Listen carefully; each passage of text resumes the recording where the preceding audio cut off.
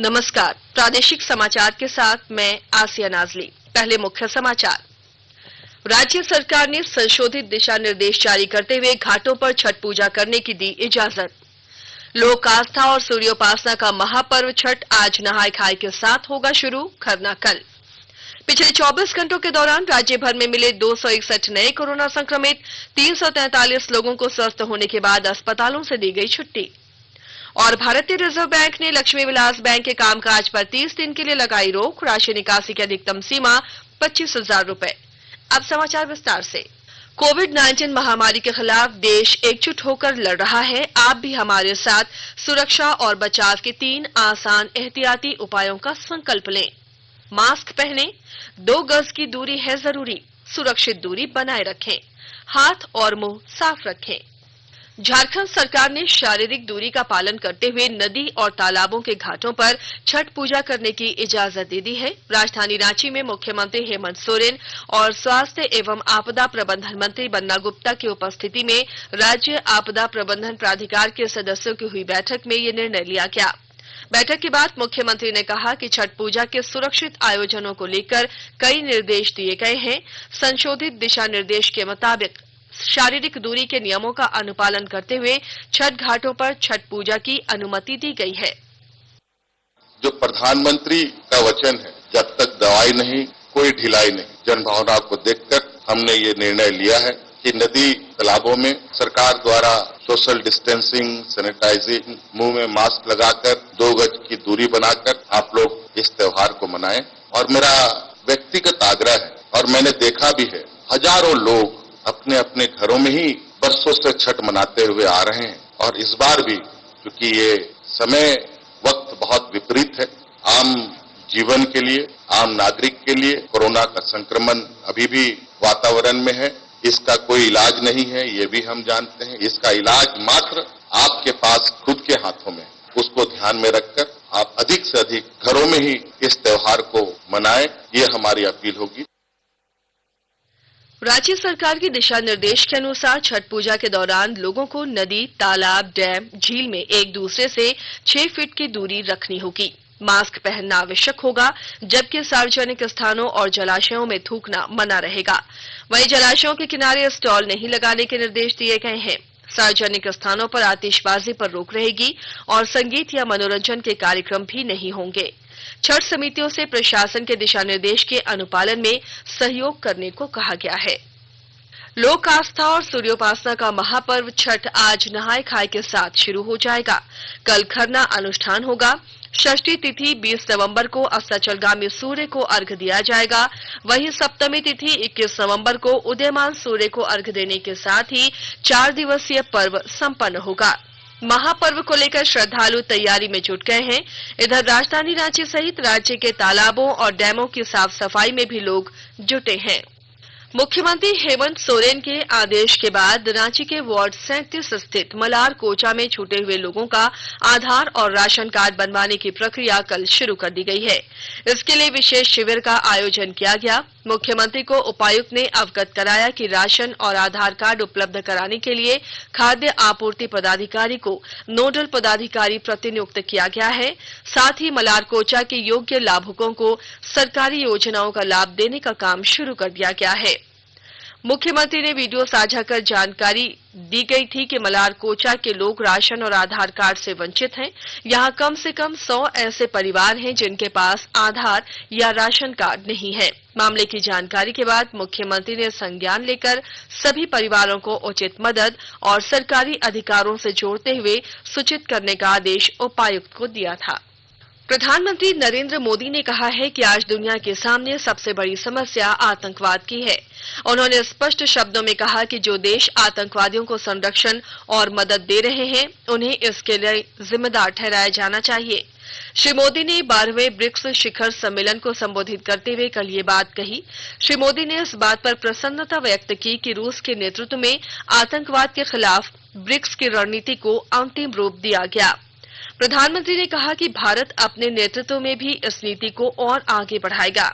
उन्होंने कहा कि भारत जब ब्रिक्स का नेतृत्व संभालेगा तो डिजिटल स्वास्थ्य सेवाओं और पारंपरिक दवाओं को ब्रिक्स देशों में बढ़ावा देगा।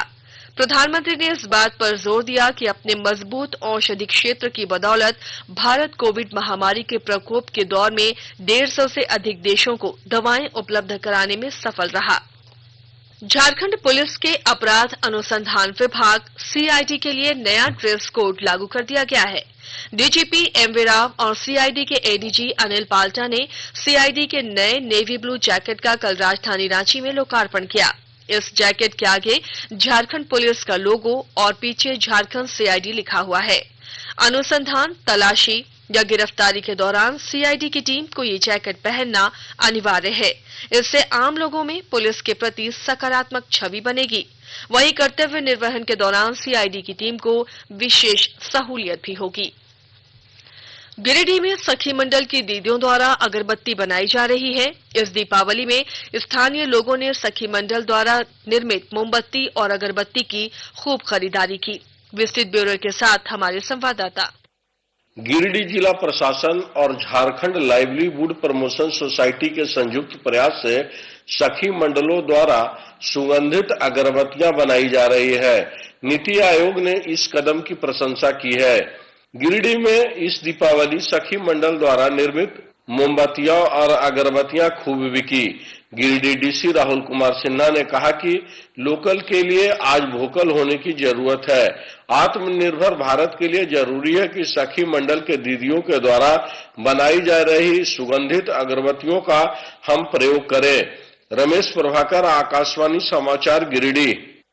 वरीय आईएएस अधिकारी और पूर्व मुख्यमंत्री रघुवर दास के प्रधान सचिव रह चुके सुनील कुमार बर्णवाल को केंद्र प्रतिनियुक्ति पर गृह मंत्रालय में संयुक्त सचिव की जिम्मेदारी दी गई है। उनके साथ ही कुल 7 आईएएस और आईपीएस अधिकारियों को केंद्र प्रतिनियुक्ति पर भेजे जाने की अनुमति मिली है।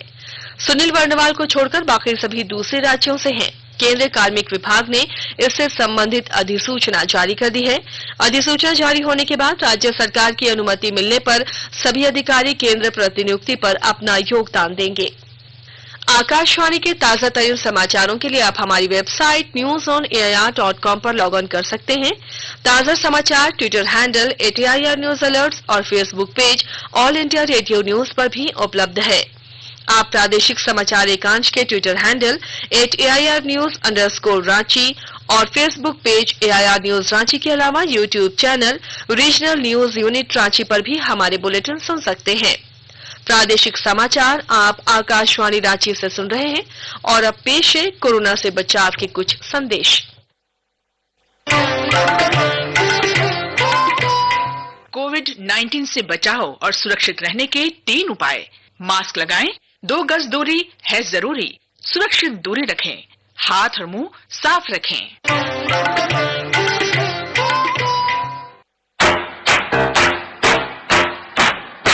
चलो मिलकर एक शुरुआत करें, चलो एक फैसला आज करें।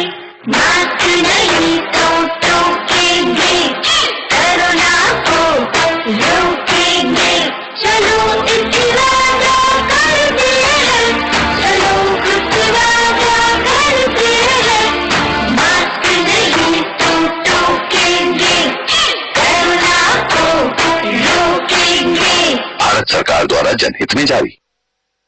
झारखंड में कोरोना के सक्रिय मामलों की संख्या लगातार घट रही है। राज्य भर में अब तक मिले 1,06,491 संक्रमितों में से 1,02,891 लोग स्वस्थ हो चुके हैं और सक्रिय मामलों की संख्या घटकर 2,669 रह गई है। राज्य भर में कल 261 नए कोरोना संक्रमित मिले हैं, जबकि 343 लोगों को स्वस्थ होने के बाद अस्पतालों से छुट्टी दे दी गई है। पूर्वी सिंहभूम जिले में कल 3 संक्रमितों की मौत के बाद राज्य भर में मरने वालों की संख्या बढ़कर 931 हो गई है।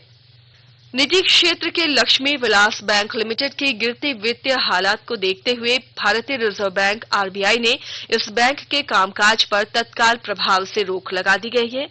आरबीआई ने बताया कि जमाकर्ताओं के हितों की रक्षा के लिए ये रोक लगाई गई है, जो 30 दिन तक लागू रहेगी। आरबीआई ने इस बैंक से धन निकालने की सीमा 25,000 तक सीमित कर दी है। आरबीआई के अनुसार लक्ष्मी विलास बैंक के वित्तीय हालात निरंतर गिर रहे हैं और पिछले 3 साल से ये घाटे में चल रहा है। राजधानी रांची, जमशेदपुर सहित झारखंड में लक्ष्मी विलास बैंक की 4 शाखाएं हैं, जिनमें 45,000 से अधिक खाता धारक हैं। ग्रामीण विकास विभाग के सचिव आराधना पटनायक ने वीडियो कॉन्फ्रेंसिंग के माध्यम से उप विकास आयुक्तों और प्रखंड विकास पदाधिकारियों के साथ दीदी बाड़ी योजना की समीक्षा की। इस क्रम में सचिव योजना में तेजी लाने के निर्देश दिए। इस दौरान उन्होंने मनरेगा और प्रधानमंत्री आवास योजनाओं की प्रगति की भी समीक्षा की। सचिव ने मनरेगा के अंतर्गत वर्मी कंपोस्ट, सोख्ता गड्ढा, रेन वाटर हार्वेस्टिंग योजनाओं को अविलंब पूरा करने का निर्देश दिया। लोहरदगा जिले के पेशरार थाने से 1 किलोमीटर की दूरी पर ओनेगड़ा नदी में 2.5 करोड़ की लागत से पुल निर्माण कार्य में लगे पोकलेन को नक्सलियों ने कल शाम आग लगा दी। इसके साथ ही एक ट्रैक्टर को भी फूंक दिया। पेशरार थाना प्रभारी हरियौत करमाली ने घटना की पुष्टि की है। इधर प्रोजेक्ट हाई स्कूल मुंगो के पास से 750 ग्राम का विस्फोटक आईडी बरामद किया गया है। उधर 2 दिन पहले माओवादियों ने पुलिस मुखबिरी का आरोप लगाकर एक ग्रामीण की हत्या कर दी थी। खूंटी जिले में कल अलग अलग थाना क्षेत्रों में विभिन्न हादसों में 4 लोगों की मौत हो गई। खूंटी थाना क्षेत्र के जियारप्पा में 29 वर्षीय विवाहित महिला ने आत्महत्या कर ली। इधर तोरपा थाना क्षेत्र के मनहातू में तालाब में नहाने के क्रम में डूबने से एक व्यक्ति की मौत हो गई। उधर अड़की थाना क्षेत्र में अज्ञात वाहन के धक्के से एक व्यक्ति की मौत हो गई। वहीं एक अन्य सड़क दुर्घटना में रांची के रहने वाले एक वृद्ध की मौत हो गई। खूंटी सदर अस्पताल में चारों शवों का पोस्टमार्टम कर सभी शव परिजनों को सौंप दिए गए हैं। और आइए अब सुनते हैं राज्य से प्रकाशित प्रमुख अखबारों ने किन किन खबरों को प्रमुखता से प्रकाशित किया है। राज्य सरकार द्वारा छठ पूजा को लेकर जारी संशोधित दिशा निर्देश को सभी अखबारों ने प्रमुखता से प्रकाशित किया है। घाटों पर छठ पूजा की मिली छूट, नई गाइडलाइन जारी शीर्षक से प्रभात खबर ने प्रमुखता के साथ खबर प्रकाशित किया है, जबकि दैनिक जागरण ने लिखा है नदियों और तालाबों के घाटों पर भी कर सकेंगे छठ पूजा। रांची एक्सप्रेस का शीर्षक है छठ घाट पर जाने की सशक्त छूट। रिजर्व बैंक से झारखंड को स्टेट डेवलपमेंट लोन के तहत 2600 करोड़ की राशि मिलने की खबर को हिंदुस्तान ने पहले पन्ने पर प्रकाशित किया है।